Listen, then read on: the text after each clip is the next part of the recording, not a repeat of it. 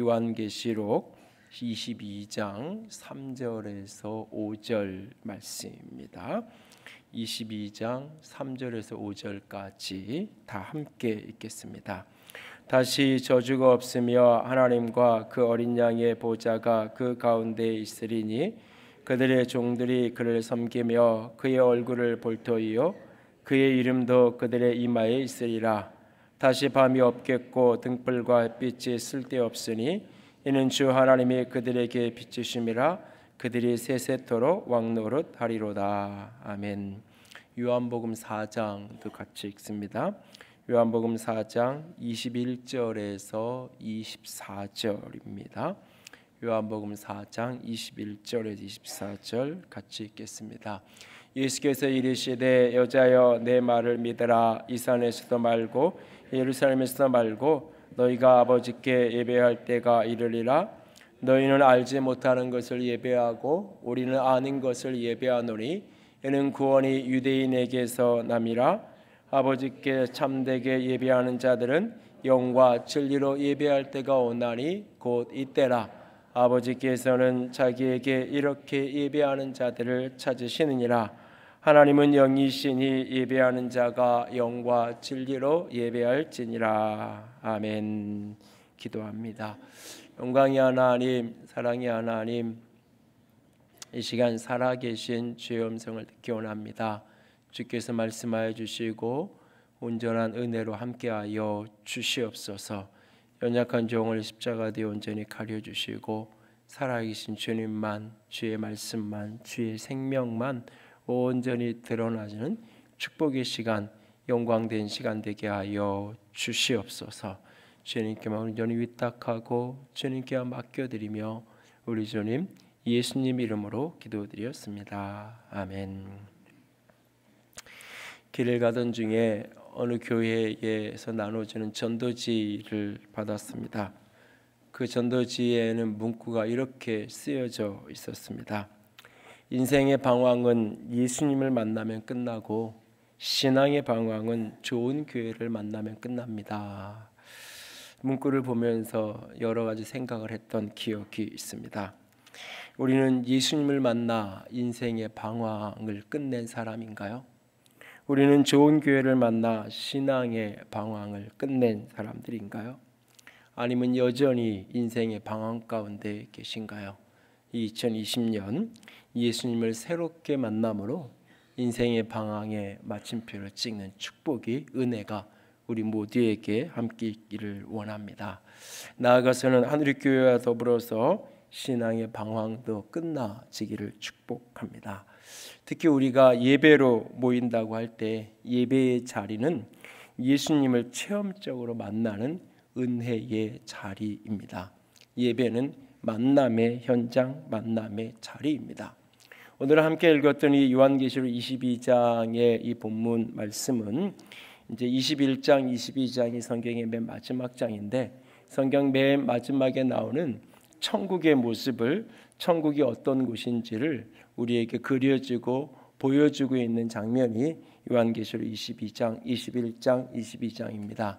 그 천국의 모습 가운데 21장은 천국의 공간적인 느낌, 천국이라는 공간이 어떤 느낌의 공간인지를, 그 길이 어떻게 생겼고 문이 어떻게 생겼고 이런 이야기를 중심으로 21장에 천국에 묘사되어지고, 이제 22장 오늘 함께 읽었던 모습은 천국의 공간적인 모습이 아니라 천국의 내용, 천국이 어떤 곳인가라고 하는 그 본질적인 내용을 함축적으로 설명해 주고 있는데, 천국이 천국인 까닭의 가장 본질적인 이유는 뭐냐? 거기에 하나님이 계시기 때문입니다.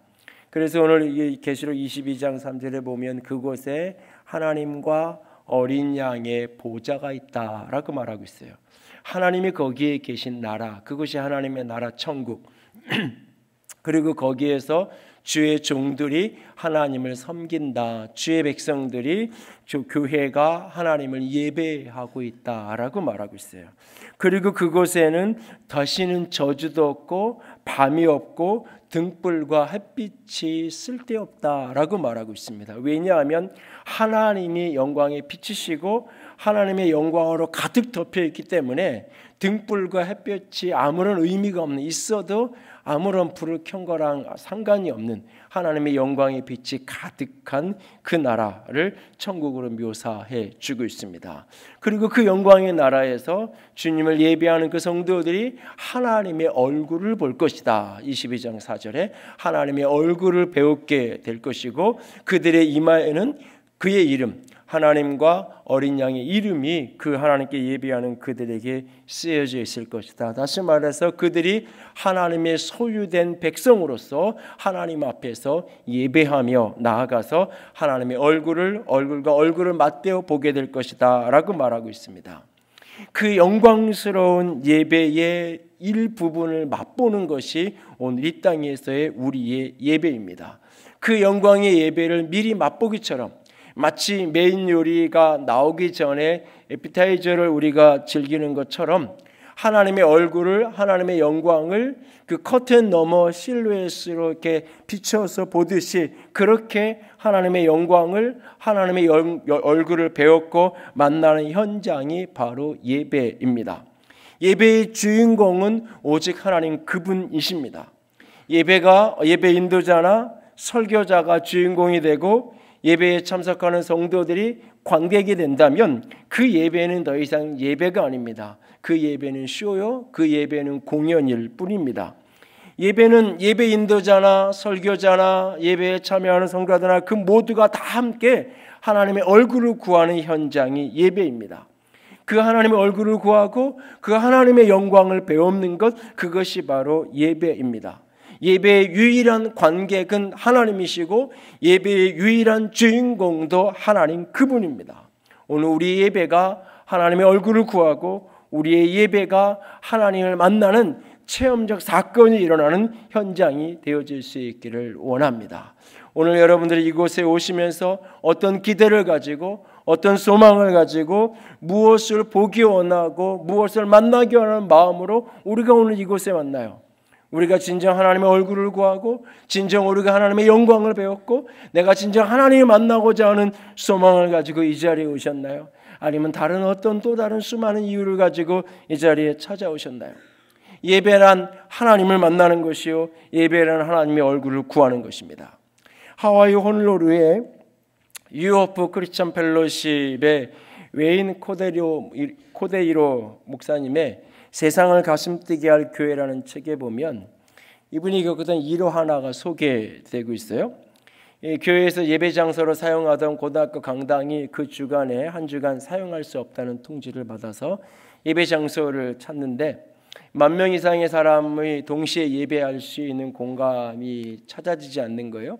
그래서 이제 공원에서 예배를 그날 그 주일은 드리기로 했는데, 하와이의 예측 불가능한 봄날은 맑은 날씨여도 금방 또 비가 오고 그러니까 이 날씨를 위해서 비상 기도를 시작을 했다고 합니다. 그런데 토요일 저녁부터 이슬비가 내리기 시작하는 거예요. 목사님은 이렇게 기도를 시작했다고 말해요.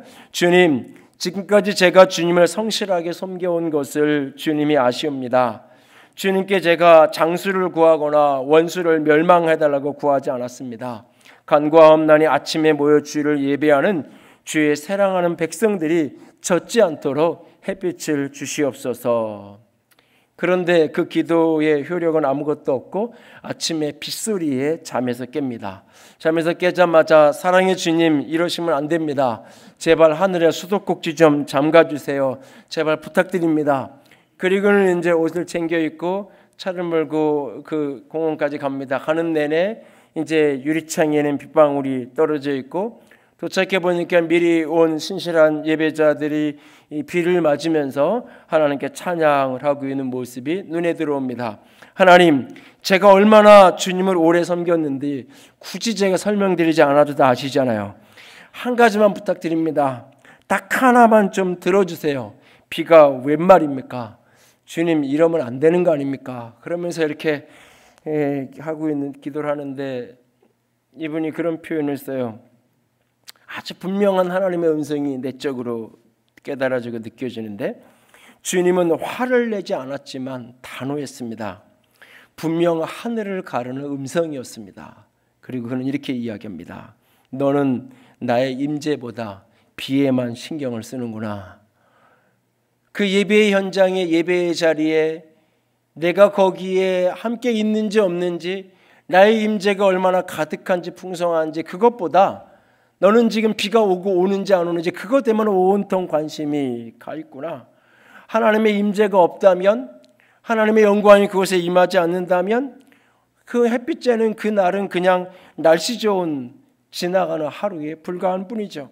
그러나 그곳에 하나님의 임재가 있고 그곳에 하나님의 영광이 부어진다면 비가 오는 날이라 할지라도 그 하와이 섬 전체를 부흥케 하는 놀라운 역사의 현장이 될 수도 있는 거예요. 웨인 코데레 목사님은 그날 그 경험을 고백하면서 자신이 하나님의 임재보다 이 비 내리는 문제만 사라지기를 구했던 자신의 어리석음을 회개함으로 하나님의 임재를 구했던 자기 고백을 나누고 있습니다. 오늘 우리는 예배의 현장에 오면서 무엇을 기대하며 이곳에 오셨나요? 오늘 예배의 현장이 하나님의 얼굴을 구하는 자리가 될 수 있기를 원합니다.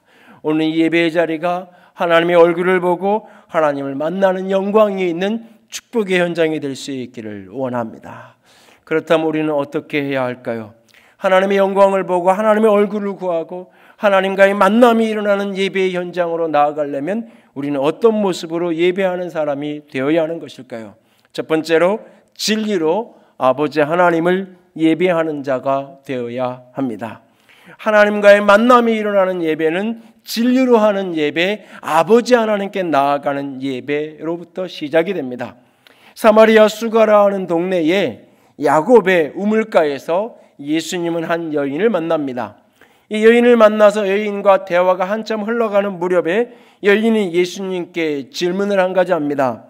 우리 조상들은 이 산 사마리아 세겜 땅에 있는 그 그리심 산에서 여기에서 우리 조상들은 예배해야 된다고 이야기하는데 당신들 유대인들은 예루살렘에 예배할 곳이 있다고 하는데 어디서 예배해야 하는 것입니까? 어떤 자리에서 어떤 공간에서 예배하는 것이 하나님이 기뻐하시는 하나님의 임재가 있고 영광이 있는 바른 예배입니까? 라고 묻는 거예요. 그 물음에 대해서 예수님은 이 산에서도 말고 예루살렘에서도 말고 오직 아버지께 예배해야 된다라고 말해요. 예배란 어디서가 중요한 것이 아니라, 예배란 어떻게가 중요한 것이 아니라 예배의 본질, 예배의 핵심 시작은 누구에게 내가 예배하는 거냐라고 하는 거예요. 그리고 그 아버지가 지금 예배하는 사람을 찾고 계시는데 어떻게 예배하는 사람? 영으로 진리로 예배하는 자들을 아버지가 찾고 계신다라고 말하고 있어요. 예배란 우리가 어떤 장소에서 어떤 공간에서 어떤 형태의 어떤 순서의 절차를 따라서 우리가 예배한다. 성경 어디에도 하나님께 예배 순서 1, 2, 3, 4, 1번부터 10번까지 쫙 이렇게 해가지고 순서를 우리에게 준 예배 순서는 어떤 것도 없죠. 그래서 때로는 교단마다 예배의 형태와 패턴이 조금씩 다 다를 수 있어요. 예배실의 장식도 모양도 다 다를 수 있어요. 사실 우리 합동측 교단은 이 십자가를 걸면 안 돼요. 걸면은 뭐라 그러게 돼 있어요, 사실은. 근데 저는 이 십자가를 한참 없다가 요즘에 잠깐 성태한 자리에 걸어놨는데 너무 반응이 좋아서 지금 못 뛰고 내가 사실은 이거를 딱 한 달 걸고 뛰려고 그런 건데 반응이 생각 밖으로 좋아가지고 지금 고민을 좀 하고 있는데요. 저는 전에도 십자가를 달 때도 일부러 띄었다 붙였다 가끔 제가 그랬어요. 이유가 있어요. 이게 있으면 예배가 되고 없으면 기도가 안 되고 그러면 사실은 문제가 있는 거죠. 예배란 그 자리가 어떤 자리인지 모양이 어떤 자리인지 음악이 어떤 건지 설교자가 어떤 건지 다 부수적이에요. 예배란 누구에게 내가 하고 있느냐, 내가 지금 누구를 예배하기 위해서 여기에 모여 있느냐, 내가 무엇을 기대하며 여기에 모여 있느냐. 예배란 하나님에게 하는 거예요.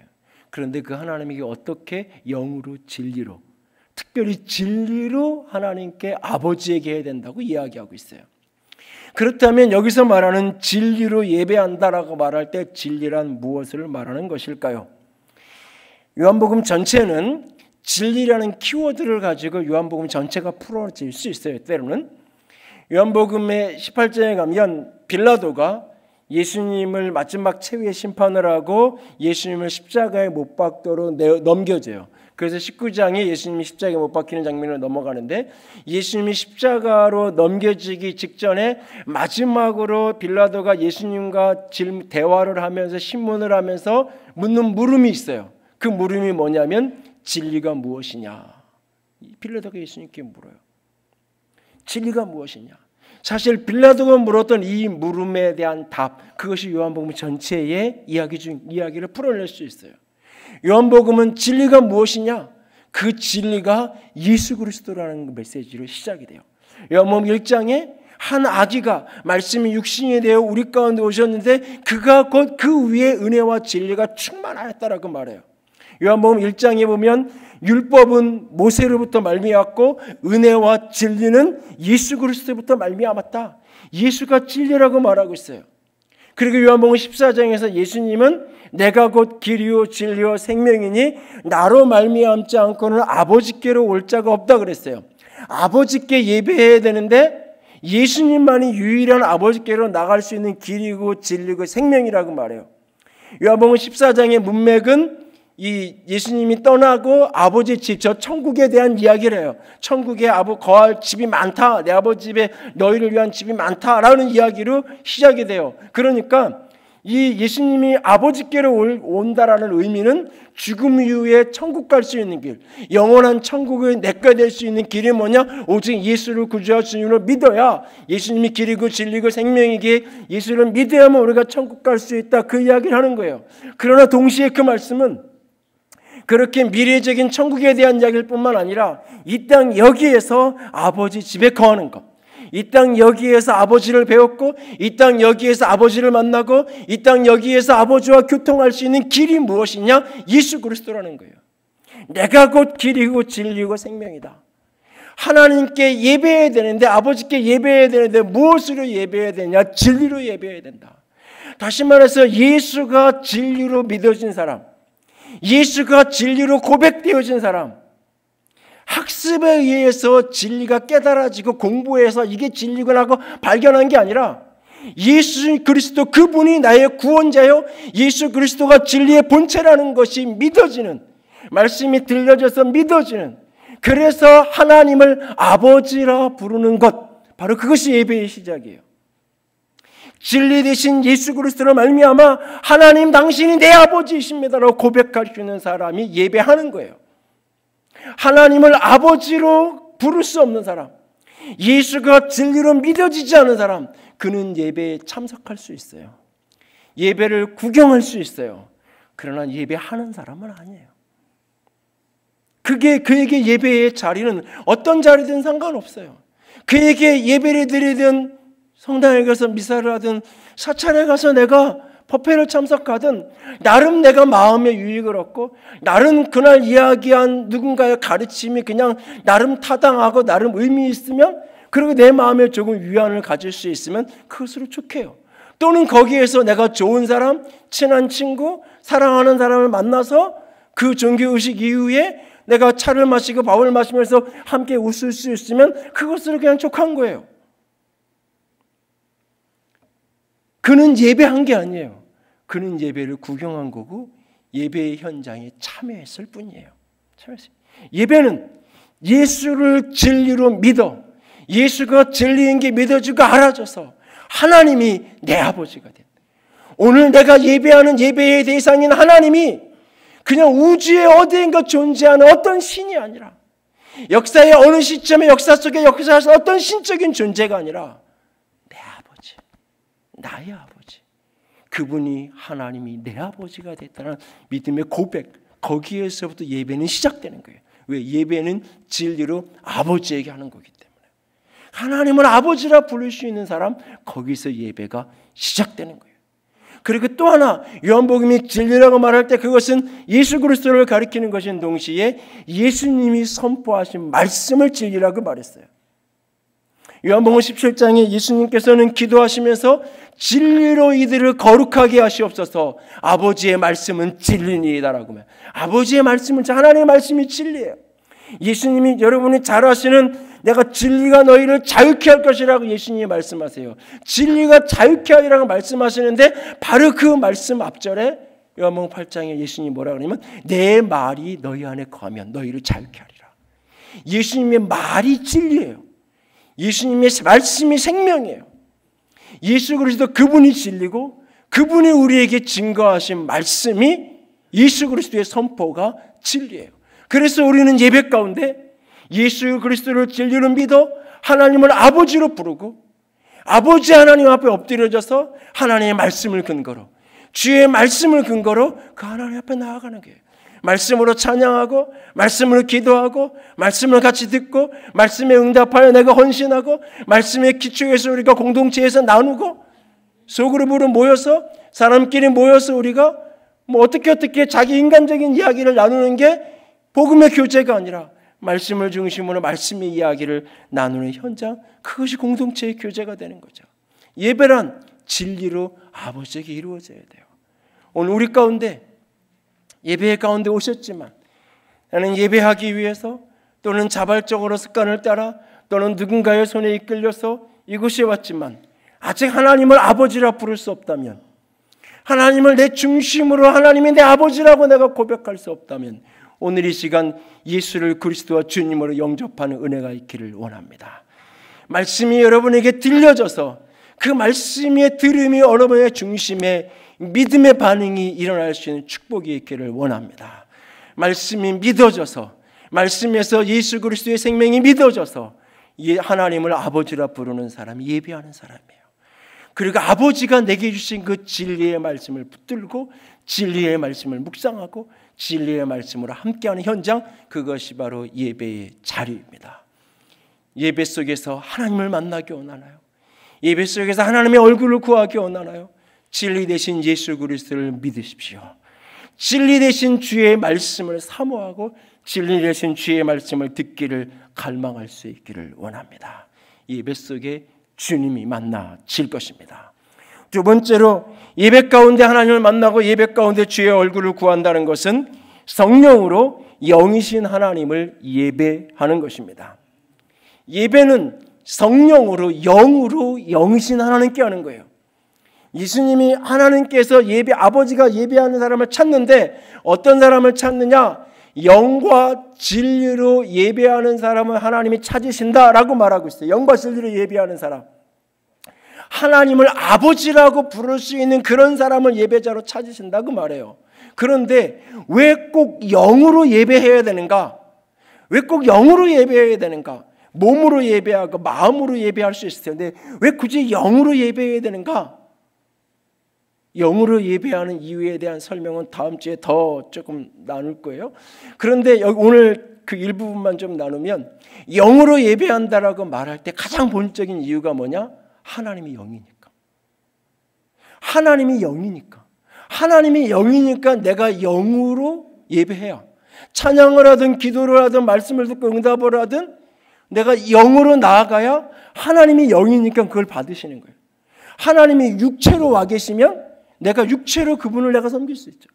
근데 그분이 영으로 우리 가운데 함께 하시기 때문에 우리가 영으로 예배해야 된다라고 말하고 있는 거예요.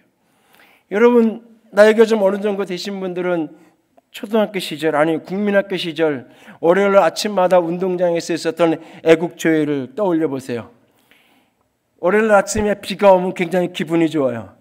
오늘은 애국조회가 없을 거라, 오늘은 요즘에는 그래도 방에 앉아서, 교실에 앉아서 다 모니터로 들어야 되지만 교장 선생님 그 듣기 싫은 훈화 소리 안 들어도 되는 시간 너무 좋아요. 설교가 교장 선생님 훈화 같아지면 짧을수록 좋은 거고 끝날수록 좋은 건데, 그 어린 시절 없으면 좋은, 그래서 비가 와서 오늘 조회 없어 그러면 너무너무 신나던 그 현장과 오늘 우리가 주일에 하는 예배와 이것을 다르게 만드는 본질적인 차이는 무엇일까요? 어제 저녁에 혼자 그런 상상을 해봤어요. 교인들한테 단체 톡을 돌려서 내일 예배 없습니다. 자유롭게, 각자 자유롭게 그 동네 근처에 다른 교회를 가시든지 혼자 자유롭게 예배하든지 하십시오. 그러면 교인들 반응이 어떨까? 너무너무 안타까워서 그러시면 안 됩니다라고 항의를 할런지, 너무 잘 됐다고 우리 목사님이 굉장히 요새 좀 좋아지셨다고 그러는지 혼자 앉아 상상을 해봤어요. 다르게 만드는 게 뭘까요? 우리가 종교 강연을 듣고 교양 강연을 듣고 지식의 기쁨이든지 세바시든지 이런 강연을 들으면서 감동을 받고 도전을 받고 깨달음을 얻는 것하고 예배 때 예배로 나아가는 것이 다른 차이가 무엇일까요?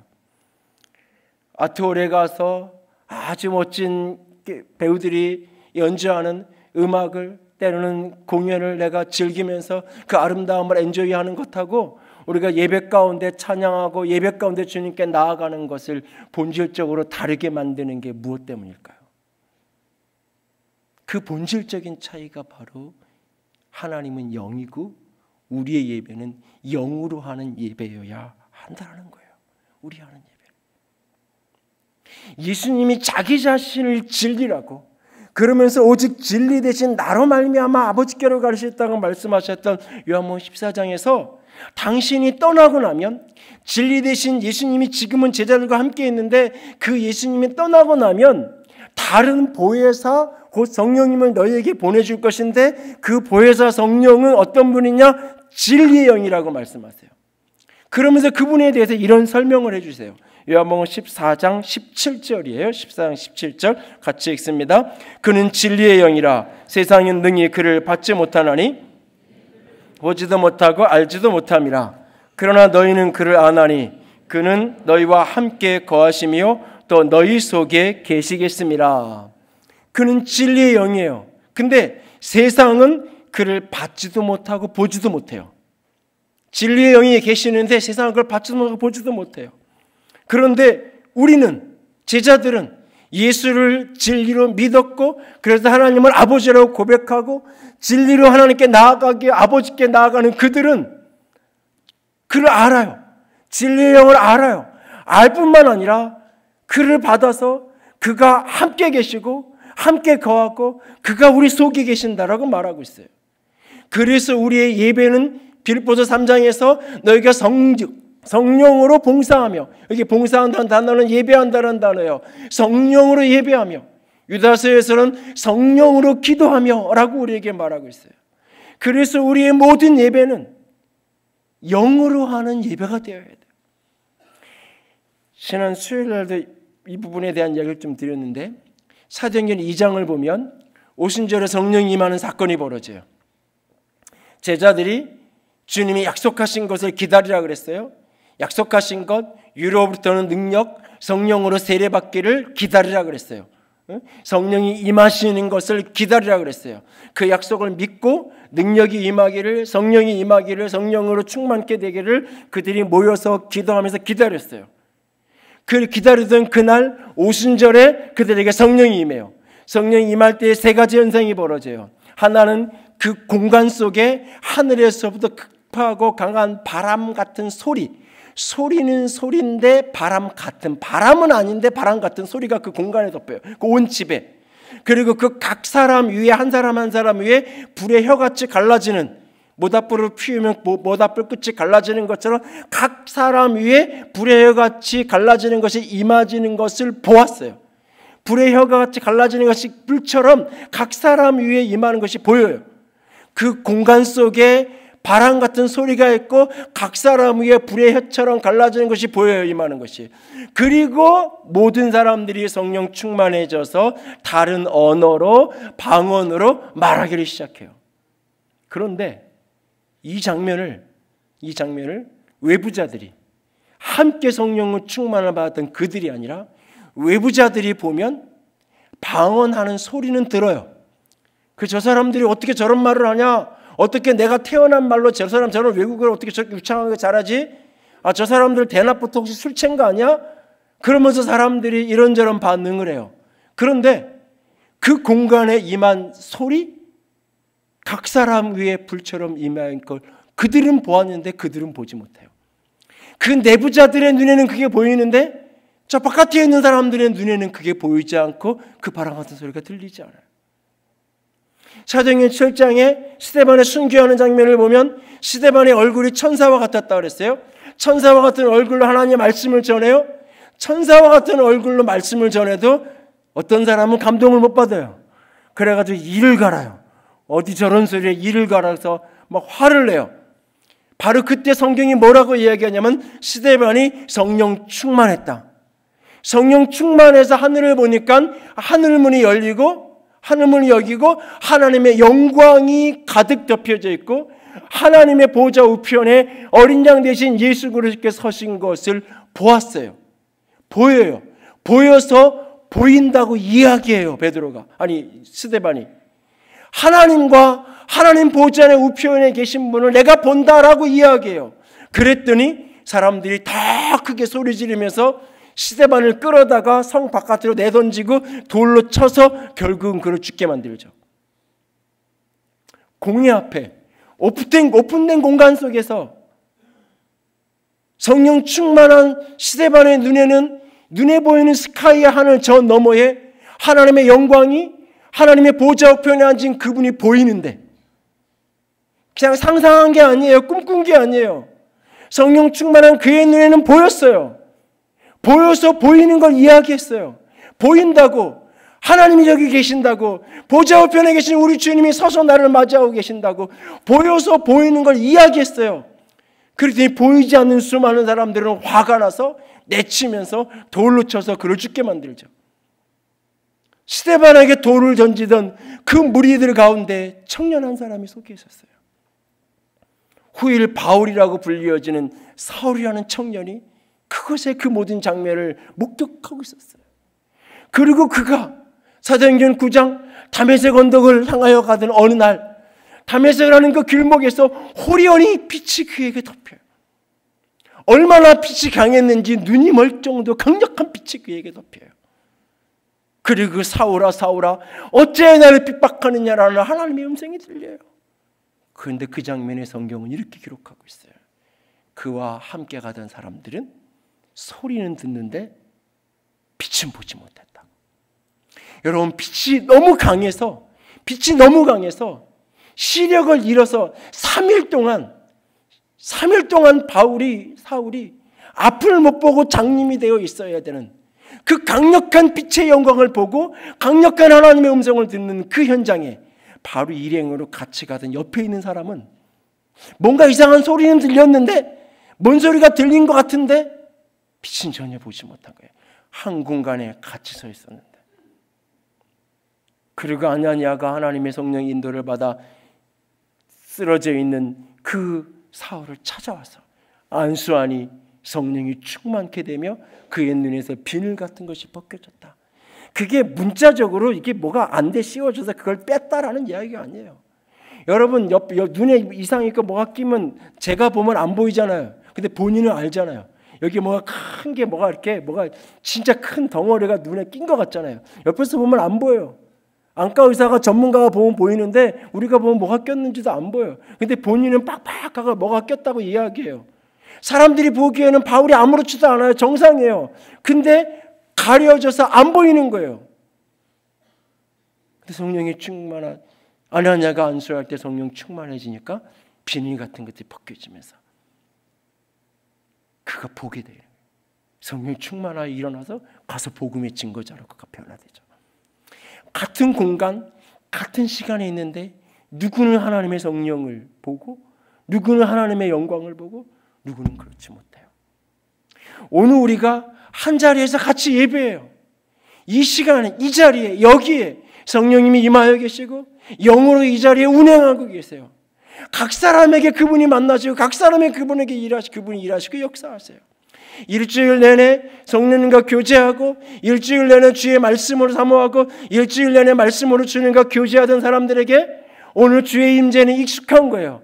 그래서 예배당에 들어오자마자 예배가 시작하자마자 찬양 가운데 하나님의 임재가 느껴지고 기도 가운데 내가 허공에 혼자 독백을 토해내는 것이 아니라 하나님을 향하여 내가 부르짖는 기도의 길이 열리고 말씀이 들을 때 귀로 이성을 넘어 저 영으로 내 심령이 움직여지기 시작하고 예배의 현장에서 그와 같은 일이 벌어지는 거예요. 그런데 어떤 사람은 일주일 내내 하나님과 성령님과 말씀과 아무 상관없이 살다가 어느 날 헐레벌떡 뛰어서 예배의 자리에 앉아있으니 마음도 육체도 아무런 준비가 되어 있지 않아요. 영도 일주일 내내 하나님과는 상관없이 내가 살았어요. 그러니까는 예배인 오직 장소가 덥네 춥네, 사람이 오늘은 내 앞에 등치 큰 사람이 있네, 작은 사람이 있네, 목사님이 넥타이를 이런 걸 맸네 저런 걸 맸네, 그런 것밖에 안 들어오는 거예요. 오늘은 자리가 좁네 넓네. 아니 그러면서 말씀에 조금 저 이야기는 좀 맞는 것 같다, 오늘은 목사님이 조금 알아들을 만한 이야기 하시네, 저 이야기는 조금 저런 예언이나 저런 고백은 참 감동이 된다. 그것이 전부인 거예요. 내 영이 하나님의 임재 속에 하나님이 나를 만질 때, 그것이 사람은 영과 마음과 육체에게 전인적인 존재니까 영이 하나님과 교통하고 하나님의 예배하며 나아갈 때 그것이 육체로 드러날 때가 있어요. 그래서 때로는 이해할 수 없는 눈물이 흐르기도 하고, 예배의 자리에 일어나서 나가는데 이해할 수 없는 기쁨이 속에서 일어나기도 하고, 예배의 자리 속에 하나님이 보여주시는 것이 보여서 때로는 예외적이지만 신비를 보기도 하고 하나님의 영광을 경험하는 거예요. 때로는 똑같은 현상이 반복되기도 하지만 때로는 일회적이기도 하고, 다양한 일들 속에서 하나님의 성령이 내게 역사하셔서 그 영의 역사가 내 육체로 내 마음으로 드러나지는 거예요. 그래서 깨달아지는 거예요. 그래서 내가 말씀을 깨달은 게 아니라 말씀 앞에 내가 반응하기 시작하는 거예요. 저 목사님 설교 잘한다, 저 목사님 설교는 오늘 좀 마음에 안 들어. 내가 판단하고 있는 게 아니라 내 기준에 맞으면 좋은 설교자고 내 기준에 맞지 않으면 나쁜 설교자인 거예요. 다 모든 설교는 내 스타일에 맞으면 좋은 교회고 내 스타일에 안 맞으면 안 좋은 교회인 거예요. 근데 그거랑 상관없이 어느 날은 말씀이 전혀 이성적으로 이해가 안 됐어요. 그런데 예배자에서 나가는데 나는 평안하고 내 입에서 나도 모르는 노래가 흥얼거려지고, 그냥 그 예배의 자리에서 오늘은 내 이성을 다 분별하고 다 깨닫고 감동을 받지 못했다 할지라도 내 영이 하나님의 만지심 속에 쉼을 얻고 내 영이 회복되어서 예배의 자리에서 일어나서 나아갈 때 내 입술에서 나도 모르는 노래가 흘러나오기도 하는 거예요.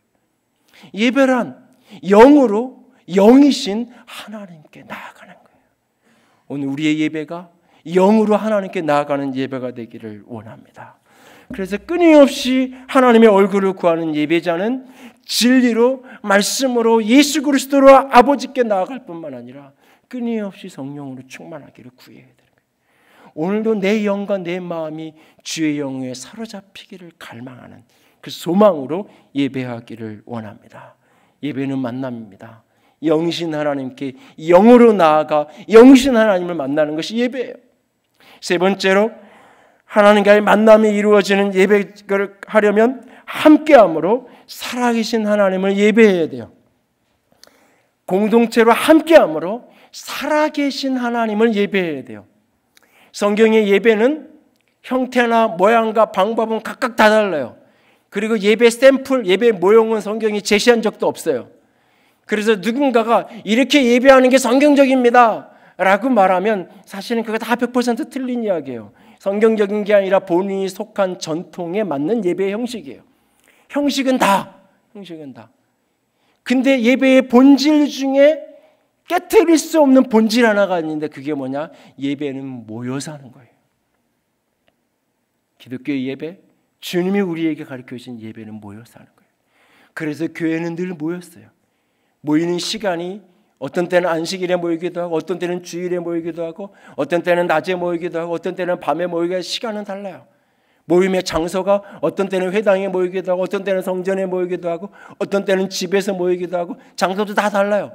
모여서 이루어지는 순서도 다 달라요. 근데 동일한 거는 모여서 예배했다는 거예요. 함께 예배했다는 거예요. 함께. 왜? 하나님은 두세 사람이 주의 이름으로 예배하는, 주의 이름으로 모여있는 그곳에 주님이 거하시기 때문에 두세 사람이 너희들이 내 이름으로 있는 그곳에 내가 거기에 있다라고 말해요. 여러분 마태복음 18장 20절에 그들 중에 있다라는 이 말씀은 I will be, 내가 너희들이 두 사람이 모이면, 그래서 너희들이 거기서 열심히 찬양하면, 열심히 예배를 잘하면 내가 너희들 가운데 찾아와서 너희와 함께 있어 줄 거야 라는 이야기가 아니에요. 두세 사람이 모이면 I am in, 내가 거기에 있다. 두세 사람이 내 이름으로 모이면 거기에 있는 거예요. 거기에. 우리가 두세 사람이 주의 이름으로 모이면 거기에 주님이 임재하시는 거예요. 거기에 영으로 주님이 임재하시고 거기에 진리의 생명으로 진리의 말씀으로 주님이 거기에 계시는 거예요. 우리가 함께 모여서 그렇게 하나님께 나아가서 우리가 예배하는 거예요. 우리의 예배는 그래서 반드시 모여서 함께하는 예배여야만 하는 거예요. 오늘날 같은 현대사회에 다양한 인터넷 매체와 영상 매체가 다양하게 발달된 시대에 특별히 아이들 끌고 여러 가지 날씨 춥고 궂은 날 굳이 무슨 그 교회에 가서 예배 드리는 거나 집에서 내가 극동교회 예배를 드리든지 극동방송 뭐 CTS 교회 예배를 드리든지 뭐 굳이 그러지 않아도 하늘교회가 실시간 방송은 안 해도 2시 되면 방송 주일 설교 올라가니까 2시까지만 기다렸다가 주일 3부 예배 혼자 드리지 그냥 예배한 게 아니에요. 그거는 설교를 들은 거죠. 말씀을 들은 거지 예배한 게 아니에요. 예배는 모여서 하는 거예요. 두세 사람이 어쩔 수 없는 환경 속이 됐을 때 두 사람이 같이 모여서 우리 같이 기도하자. 짧은 찬양이라도 하고 오늘 설교는 영상으로 듣자. 그리고 또 같이 그 말씀 앞에 반응하는 찬양을 같이 하고 같이 기도한다면 그건 예배일 수 있어요. 예배란 반드시 모여서 해야 돼요. 왜? 그곳에 주님이 임재하시기 즐겨하시기 때문에. 여러분 도마가 예수님 못 믿겠다고 하잖아요. 부활하신 예수님이 오실 때 도마가 같이 없었어요. 그 나중에 와서 주님이 우리가 주님을 봤어, 주님을 만났어 그러니까 뭔 그런 사람을 믿을 수 없다고. 내가 주의 손에 손가락을 못자국에 참 짓궂어요 표현이. 손가락을 꼭 넣어보고 요 못자국에 손을 넣어보고 손가락을 꽂아보고 내가 이 옆구리에 내가 주먹을 내 손을 넣어보고 그러고 나서 믿겠다고. 창자국이 크니까 손을 넣는 거고 그래서 여기는 못자국이니까 작으니까 손가락 꽂아보고 나 믿겠다. 믿지 못하겠다 이게 아니라 믿지 않을 거야. 나 믿지 않아. 그럼 말 같은 소리 하지 말도 안 되는 소리 하지 마. 도마가 그래요. 근데 예수님이 그러면 그날로 도마를 찾아갈 수 있잖아요. 도마가 혼자 찾아가서 너 일로 와봐. 너 나 못 믿겠다 그랬냐? 네가 꼭 여기를 그렇게 넣어봐야 되겠다 그러냐? 한번 넣어봐 너. 너 3년 동안 내가 어떻게 가르쳤는데 너 어떻게 나를 그렇게 못 믿고 내가 부활을 몇 번 이야기하고 그랬는데 어떻게 나 이럴 수 있니? 조용히 그렇게 협박도 하고 조용히 그렇게 증거 보여주면 다음날 제자들한테 가서 어제 사실 주님이 왔다 가셨어. 주님 부활한 거 맞아. 이럴 수 있잖아요. 도마를 의심 많은 제자라고 온 동네 소문 안 나도 되잖아요. 근데 예수님이 꼭 여드레를 기다렸다가 같이 모여있는 자리에 찾아와요. 그러면서 하는 얘기가 야 너 봐. 만져봐. 저는 그 장면을 보면서 상상했어요. 도마가 과연 손을 넣어봤을까? 저는 도마가 그렇게까지 강심장은 아니었을 것 같아요. 그냥 바로 너 보여주면서 들쳐 보여주니까 그대로 꼬꾸라져서 나의 주 나의 하나님입니다. 주님이 말해요. 믿음 없는 자가 되지 말고 믿는 자가 되라. 둘이 있을 때 찾아와도 되잖아요. 베드로가 예수님을 3번 부인한 거 베드로밖에 모르잖아요. 우리는 성경에 기록됐은 게 아니지 제자들 아무도 몰라요. 베드로랑 그 밤에 그냥 조용히 베드로 혼자 했던 일이에요. 아무도 몰라요. 베드로를 예수님이 조용히 찾아가서 3번씩 내가 나를 사랑하느냐 물으시고 나 따라와. 너 그러지 마. 내가 너 도와줄게. 그 좌절하지 말고 다시 회복해서 해. 조용히 가서 위로해 주시고 조용히 가서 만져줄 수 있잖아요. 안 그러잖아요. 공개적인 장소 갈릴리 바닷가에 다른 제자들 다 있는데 공개적으로 3번씩 확인 사살하잖아요. 너 나 사랑해. 너 나 사랑해. 너 나 사랑해. 3번 부인한 거 짝 맞춰서 그 모닥불 불빛 앞에서 그 불빛 앞에서 베드로가 부인했잖아요. 비슷한 시간대 새벽녘 그 비슷한 공간 분위기를 만들어 놓고 내가 나를 사랑하느냐고 물으시잖아요. 다른 제자들 앉혀놓고. 예수님이 왜 굳이 주님은 두세 사람이 모인 곳에 우리가 주의 이름으로 함께하는 그곳에 임하시고 그곳에 드리는 예배를 통해 영광 받으시고 그곳의 예배를 통해 우리를 치유하시고 우리 가운데 임재하시는 분이기 때문에. 그래서 히브리서 10장의 권면처럼 모이기를 피하는 어떤 사람과 습관과 같이 하지 말라고 이야기하시는 권면은 우리는 오늘 가슴으로 들어야 돼요. 하나님을 보고 하나님의 얼굴을 구하는 그런 예배자로 주 앞에 서기 원하시나요? 그렇다면 우리의 예배의 순간순간마다 하나님을 만나는 예배자로 주 앞에 살아가기 원한다면 진리로 아버지를 예배해야 됩니다. 예수를 진리로 믿으십시오. 예수의 말씀은 하나님의 말씀을 진리로 믿고 말씀을 받으십시오.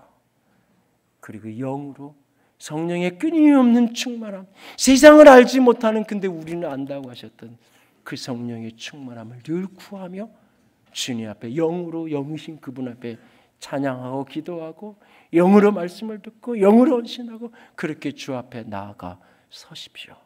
그리고 홀로가 아니라 함께 더불어서 같이 두세 사람으로 모인 이 자리에 주님이 오셔서 우리 가운데 당신의 영광을, 당신의 얼굴을 우리들이 가까이의 사람들에게, 우리 모두에게 비추어 주실 것입니다. 그렇게 그분을 만나게 되는, 그분의 얼굴을 보는 영광이 가득한 예배자로 이 한 해를 살아갈 수 있기를 주님의 이름으로 부탁을 드립니다. 함께 찬양합시다.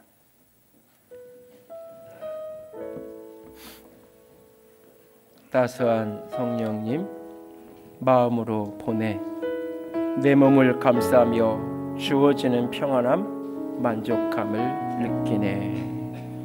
함께 고백합니다.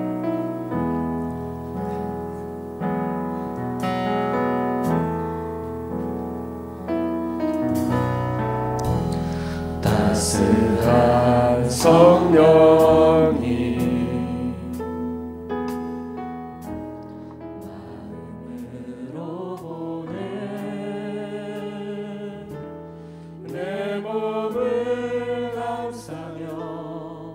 주어지는 평안함 만족감을 느끼네.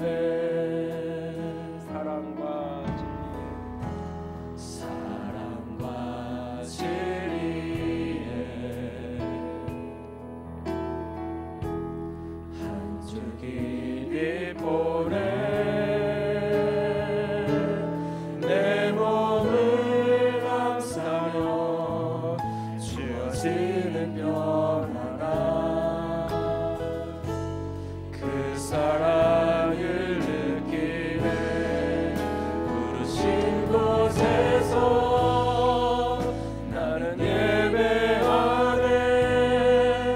어떤 상황에도 나는 예배하네. 부르신 곳에서 나는 예배하네. 어떤 상황에도 나는 예배하네. 내가 걸어갈 때 길이 되고 살아갈 때 삶이 되는 그곳에서 예배하네.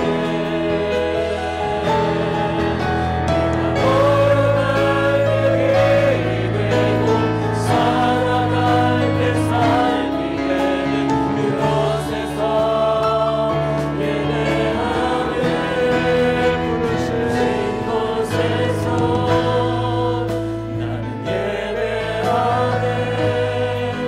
어떤 상황에도 나는 예배하네.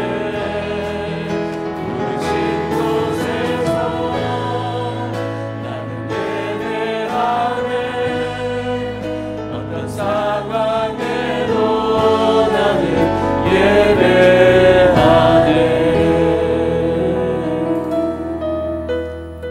이 시간 함께 기도합니다. 하나님과 그 어린 양의 보좌가 그 가운데 있으리니 그의 종들이 그를 섬기며 그의 얼굴을 볼 터이요 그의 이름도 그들의 이마에 있으리라. 다시 밤이 없겠고 등불과 햇빛이 뜰 데 없으리니 이는 주 하나님이 그들에게 비추심이라. 그들이 세세토록 왕노릇 하리로다. 그날의 영광의 예배를 꿈꾸며 오늘 이 땅에서 그 영광을 맛보는 예배자로 서게 하여 주시옵소서. 주님, 우리 예배가 진리로, 우리 예배가 영으로 함께하는 예배가 되기를 원합니다. 영과 진리로 충만한 예배자가 되게 하여 주시옵소서. 함께 기도합니다. 영광이 하나님, 사랑이 하나님, 주님만을 사랑합니다. 주의 영광을 바라봅니다. 주의 영광을 바라봅니다. 아바 아버지, 우리의 마음 가운데, 우리의 온 마음 가운데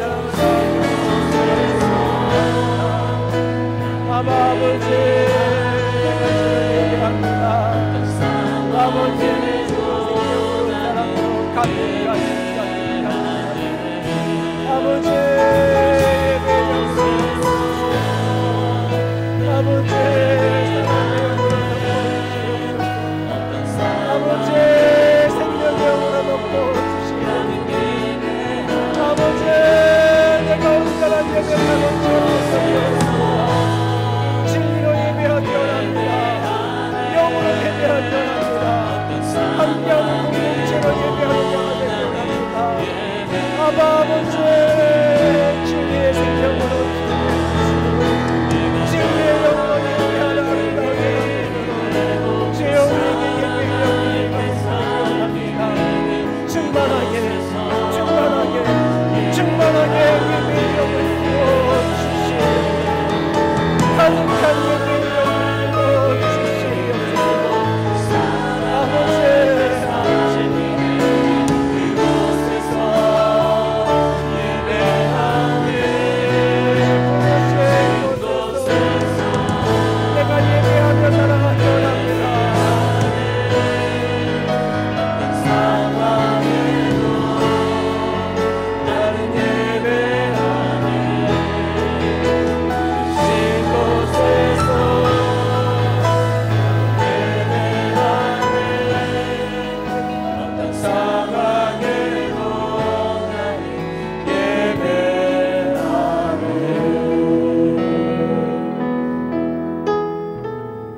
주님, 예배하는 사람 되기를 원합니다.